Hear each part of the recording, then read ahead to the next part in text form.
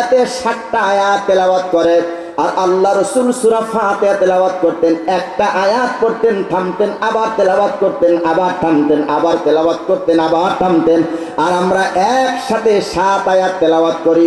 আল্লাহ রাসূল বলেছেন তাদের প্রতি আল্লাহর লানত, যারা সুন্দর করে মাখরাজের সাথে কোরআন তেলাওয়াত করে না। তেলাওয়াত করবেন এত সুন্দর করে, কারণ দুনিয়ার কোনো কিতাব আপনি তেলাওয়াত করছেন না, আল্লাহর কোরআন তেলাওয়াত করছেন। আল্লাহর কোরআন তেলাওয়াত আপনি করছেন না, আপনি যেন আল্লাহর কোরআন তেলাওয়াতের মাধ্যমে আল্লাহ রাব্বুল আলামিনের সাথে সরাসরি কথা বলছে। সুবহানাল্লাহ বলে। কোরআন তেলাওয়াত করা মানে কার সাথে কথা বলা? কার সাথে? কার সাথে? সহিহ তিরমিজির হাদিস, আল্লাহ রাসূল বলেছেন, সাহাবীরা তোমরা কি আল্লাহর সঙ্গে কথাবার্তা বলতে চাও? সাহাবীরা বললেন, হ্যাঁ হুজুর, আল্লাহর সাথে কথা বলতে চাই। আবার জিজ্ঞেস করলেন, তোমরা কি আল্লাহর সাথে কথা বলতে চাও? সাহাবীরা বললেন, হ্যাঁ হুজুর, আল্লাহর সাথে কথা বলতে চাই। আল্লাহ নবী বললেন, তাহলে আল্লাহর সাথে যদি তোমরা কথা বলতে চাও, তাহলে বেশি বেশি করে কোরআন শরীফ তেলাওয়াত করো, বেশি বেশি করে কোরআন শরীফ তেলাওয়াত করো। কোরআন শরীফ তেলাওয়াত করা ইমানই হলো আল্লাহ রাব্বুল আলামিনের সাথে কথা বলা। কোরআন তেলাওয়াত করা মানে কার সাথে কথা বলা? তাহলে আমাদের দেশের হাফেজ সাহেবরা একেবারে ফুল 4G গতিতে তেলাওয়াত করে। এখানে মক্কা শরীফ গেছেন, হারামে কেউ গেছেন? আছেন? হারাম শরীফে নামাজ পড়ছেন, অর্থাৎ 2 হেরেমে মক্কা শরীফে মদিনা শরীফে নামাজ পড়ছেন। কেউ আছেন যে একজন থাকলে একটা হাত লাগান তো? মাশাআল্লাহ, অনেকগুলো, অনেক পেয়েছি, অনেক।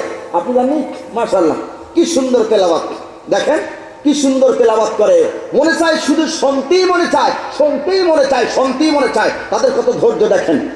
আল্লাহু আকবার, আলহামদুলিল্লাহি রাব্বিল আলামিন, আর রহমানির রহিম, মালিকি ইয়াউমিদ্দিন, ইয়াকা না'বুদু ওয়া ইয়াকা নাস্তাঈন, ইহদিনাস সিরাতাল মুস্তাকিম, সিরাতাল লাযীনা আন'আমতা আলাইহিম গায়রিল মাগদুবি আলাইহিম ওয়ালাদ-দাল্লিন।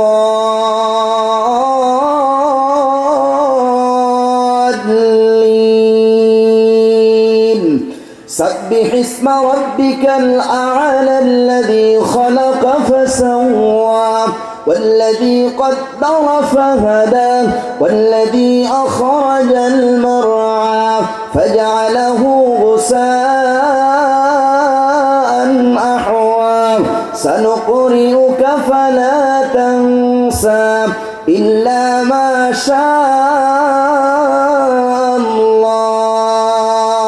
الله أكبر বলেন। আমি যে তেলাওয়াত করলাম